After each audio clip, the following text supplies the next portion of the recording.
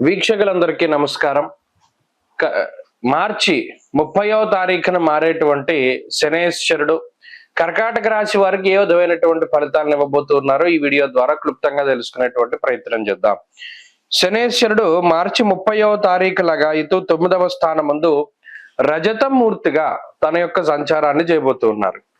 ఇక్కడ ఒక విషయాన్ని దృష్టిలో పెట్టుకోవాలి.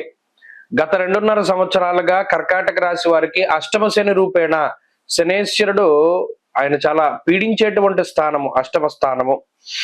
ఆ అష్టమ స్థానంలో ఉండడం వల్ల ఏ పని ముందుకు సాగకపోవడం, అనారోగ్య సమస్యలు, చికాకులు, మానసికమైనటువంటి ఇబ్బందులు, అలాగే ఏ పని ప్రారంభం చేసినా అది ముందుకు సాగకపోవడం, ఇటువంటి ఇబ్బందులన్నీ కూడా వారిలో వచ్చి దాదాపుగా ఈ రాహు వ్యతిరేకత, శని వ్యతిరేకతలతోటి చాలా ఇబ్బందులను అనుభవించారు.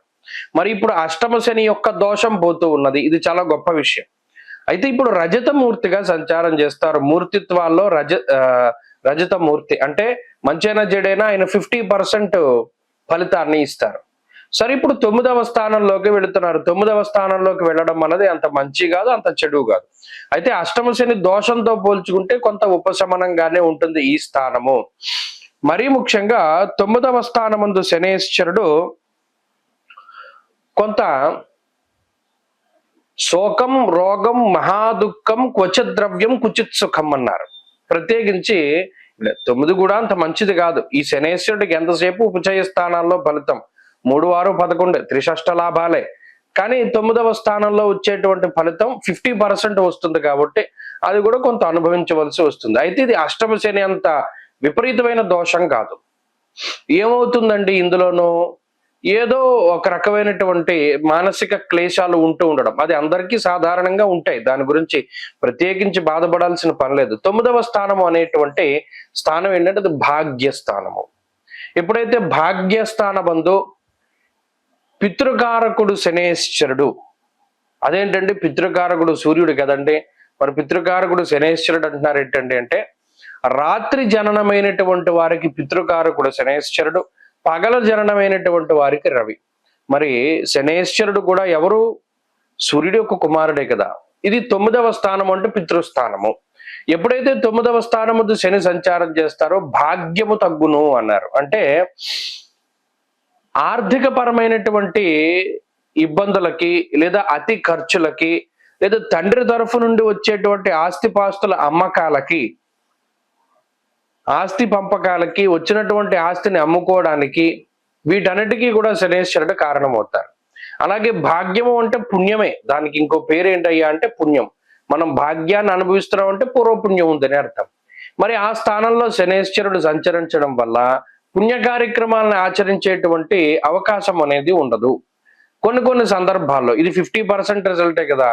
కొన్ని సందర్భాల్లో అంటే ఏదైనా తీర్థయాత్రలకు వెళ్ళడానికి వాటికి తక్కువ అవకాశం ఉంటుంది. ఎంతసేపు కూడా లౌకిక సంబంధమైనటువంటి వ్యవహారాల్లో పూర్తిగా నిమగ్నమయ్యేటువంటి పరిస్థితులు ఉంటాయి. ఇక్కడ మిగతా గ్రహాల తాలూకు స్థితిగతులను కూడా మనం పరిశీలనం చేస్తే ఈ 2025లో గురుబలం తగ్గుతుంది, అష్టమ రాహు దోషం వస్తుంది, భాగ్య శనేశ్వరుడు ఉంటారు. రాహు శనేశ్వరుడు స్థానాలు మార్చుకున్నప్పుడు మరి ఇది మిశ్రమమైనటువంటి స్థితే. ఇది ఏమో అనుకూలత కాదు, అష్టమ శని అంత ప్రతికూలత కాదు, మధ్యస్థంగా ఉంటుంది. కొంత ఉపశమనం వచ్చినప్పటికీ ఇంకా నిదానంగానే ఈ కర్కాటక రాశి వారి యొక్క పరిస్థితులన్నీ కూడా ముందుకు వెళతాయి. అలాగే ఈ సంవత్సరం అంతా కూడా ఖర్చుతో కూడి ఉన్నటువంటి వ్యవహారాలు ఎక్కువగా ఉంటాయి. మీరు గమనించండి, శని మార్పు జరిగిన సంవత్సరంన్నర వరకు కూడా మీరు దాచుకున్న ధనమంతా ఖర్చు అయిపోతూ ఉంటుంది. అలాగే ఎక్కువగా ఖర్చులు జరుగుతూ ఉంటాయి. మూలధనం అంతా కూడా ఖర్చు చేసుకునేటువంటి పరిస్థితులు కనబడుతూ ఉంటాయి. అంటే అంతా కూడా ఖర్చు వ్యవహారాలే ఎక్కువగా ఉంటాయి. ఇది ప్రధానంగా ఈ రాశి వారు గుర్తుపెట్టుకోవాలి. ఈ శని మార్పు వల్ల ఏం జరుగుతుందండి అంటే ఎక్కువ ఖర్చు ఉంటుంది. ఇది 2 రకాలు, మంచి చెడు కదా. ఈ ఖర్చు అనేటువంటిది కొన్ని సార్లు మంచి పనులకి, అంటే ఏదైనా పెళ్లిళ్ళు, పేరెంటాళ్ళు, లేదా ఏదైనా మన వాహనాలు, ఇళ్ళు, ఇటువంటి వాటిని కొనుగోలు చేయడము, ఇందాక చెప్పుకున్నట్టు ఏదైనా వంశపారంపర్య ఆస్తిపాస్తుల్ని అమ్ముకునేలా చేయడము, ఇటువంటి వాటికి కూడా అవకాశం ఉంటుంది.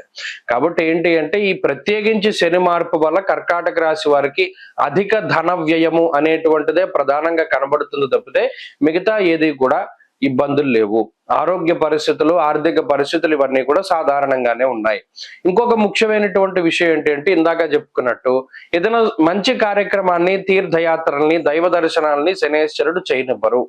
అది ప్రధానంగా గుర్తుపెట్టుకోవాలి. ఏదైనా పుణ్యనది స్నానం చేద్దాం అనుకున్నా, ఏదైనా తీర్థయాత్రకి వెళదాం అనుకున్నా అంత అవకాశాన్ని ఇవ్వరు, అంత టైం ఇవ్వరు. ఎప్పుడు ఏదో ఒక బిజీగా గడిపేటువంటి పరిస్థితులే ఉంటాయి తప్పితే ఇంత సావకాశంగా ఇక్కడికి వెళదాం, అక్కడికి వెళదాం అనేటువంటి ఆలోచనలు ఉండవు. కాబట్టి ఈ ఖర్చును తగ్గించుకోవడానికే ప్రత్యేకించి మీరు ప్రణాళికలు వేసుకుంటూ ఉండాలి. అవసరమైన, అనవసరమైన ప్రత్యేకించి ఎక్కువ ధనాన్ని ఖర్చు పెట్టడం ద్వారా మాత్రమే ఈ శనేశ్వరుడు ఇబ్బందిని కలగజేస్తారు. కాబట్టి అదే ప్రధానమైన విషయం. మరి దాని నుండి బయటపడడానికి ఏం చేయాలండి అంటే ప్రతిరోజు కూడా చక్కగా కాలభైరవాష్టకాన్ని పారాయణ చెయ్యండి. అలాగే లలితాదేవి యొక్క ఆరాధన చెయ్యండి. అమ్మవారి యొక్క దేవి ఖడ్గమాల స్తోత్రం గాని, మరే ఇతరత్ర స్తోత్రాలను కానీ పారాయణ చేస్తూ ఉండండి. ప్రాతస్మరామ లలితాంబికా స్తోత్రాన్ని ప్రతినిత్యము ఉదయం లేవగానే పారాయణ చేయండి. మంచి ఫలితాలు సంప్రాప్తమవుతాయి. స్వస్తి.